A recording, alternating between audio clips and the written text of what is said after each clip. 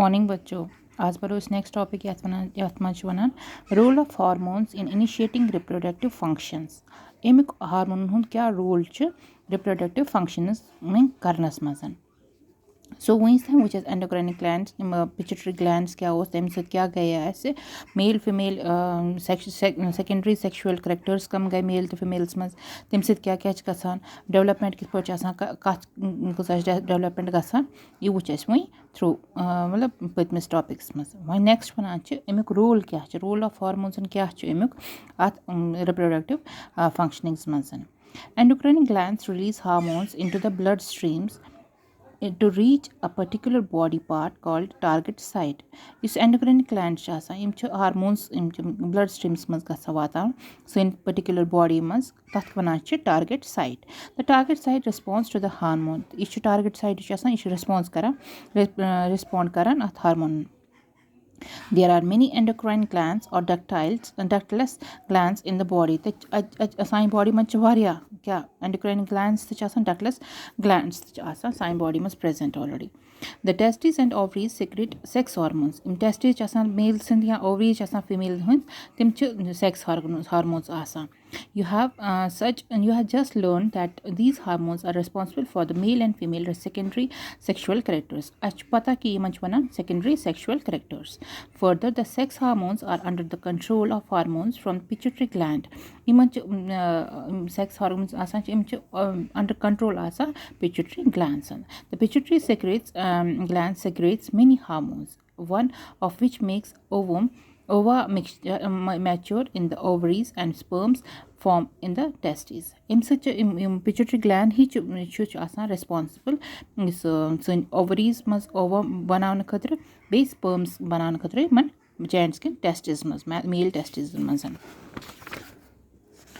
Next one reproductive phase of life in humans. Reproductive phase क्या human beings must किस पर्चे reproductive phase आसान.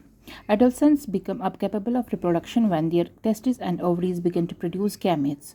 Adolescents reproduction khatra आसान तैयार यम साथ testes या ovaries आसान कोई girls produce karan gametes.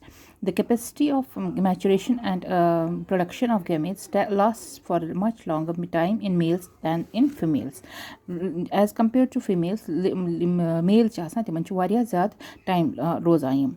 In females, the reproductive phase of life begins at puberty 10 to 12 years of age and generally lasts till the age of approximately 45 to 50 years.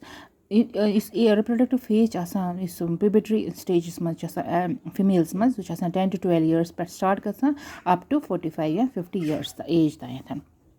Ova begins to mature with the onset of puberty. Ova maturity mature in puberty.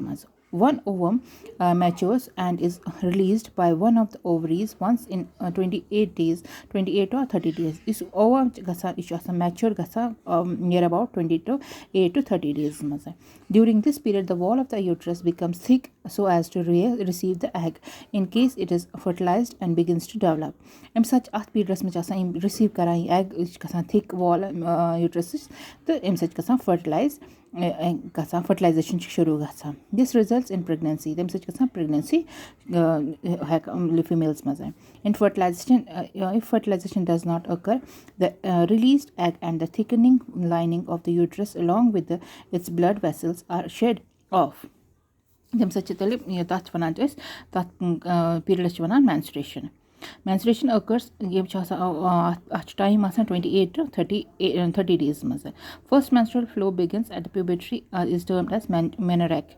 Menorrhagic is going to first menstrual flow at age 45 to 50 years of age. A menstrual cycle stop. 45 या 50 age as ladies तो तम is stop. Stopping of menstruation is termed as menopause. That stoppage is menstruation stop rukich ladies must as menopause. That stage is menopause. Initially, menopause menstruation cycle may be irregular. It takes some time to be regular. Time lagan regular gasnas. Menstrual cycle is controlled by hormones. Hormones is controlled. The cycle includes the maturation of the egg, its release, thickening of uterine wall, and its breakdown if pregnancy does not occur. अमि साथ pregnancy आसने कहीं तेल thickening गसान uterus wall कि थी आसने pregnancy गसने कहीं in case the egg is fertilised अगर अमि साथ एग गो फर्टिलाइज्ड तेल इज डिवाइड गसान and it gets embedded in the uterus for further development as you have learn in the already last chapters मज पोरस यह डिवाइड गसान एग ओवुलेशन गसान तैयार।